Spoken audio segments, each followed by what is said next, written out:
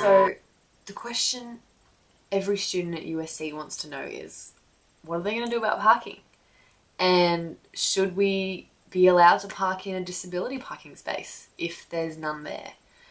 A lot of people say no, which I agree to as well, but what's uni doing? So I guess we'll find out from some of the students.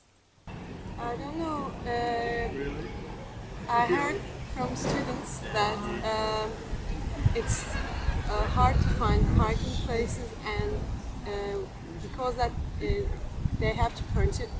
They don't like it, and some of my friends they say that they're coming to school without their cars because of that. They're sharing the cars together to come here. I know it's a hassle. I don't know if you park far away. I can usually get somewhere if I just don't try. As soon as I get here and I'm about 10 minutes early, same as everyone, if I just go straight to the faraway ones, it doesn't work. So I don't have a car. I'm not too concerned with it. I live in Varsity, so. Okay. Do you think that students should be allowed to park in disability spaces then? In the what? Parking? Disability places? Yeah. They're disabled. Yeah. No, I don't reckon they should be able to park in disability. And why? Why do you think? Because just disabled people need it. Yeah. Could be a day when someone just rocks up disabled and it's like, oh, parking times. I think if you're going to charge parking, then you should have the facilities to accommodate for everybody and not just, for those who get here first, I suppose.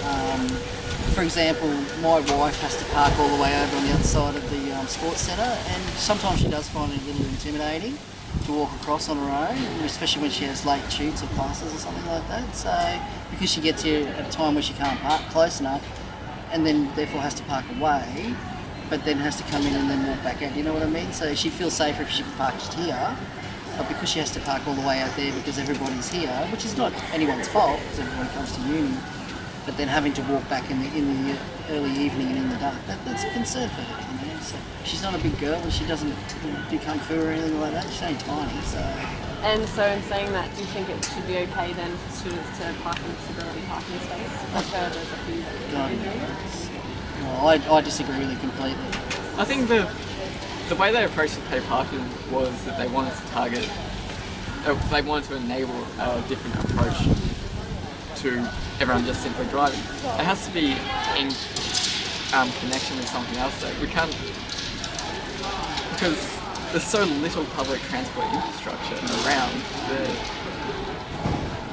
at least if the paid parking was going to more shuttle buses or something rather than just putting more parking spaces, I think it would be more understandable. But yeah. Just one thing, I think that they should try and change the variables of the parking itself. I mean, $2. Like I have two classes during the week, and I'm only here for 1 hour, and I've got to pay for 4. To me, that makes no sense. So that's why.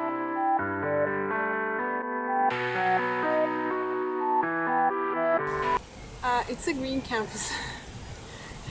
In my own school, I'm from Istanbul, from Yeditepe University, and my own campus isn't like with the trees and everything, the kangaroos. We don't have such things, and that makes here different from the other universities, I think. But the best thing about this campus, I don't know, probably teaching. Yeah, that'd be the best thing. 겨울이 가고 봄이 차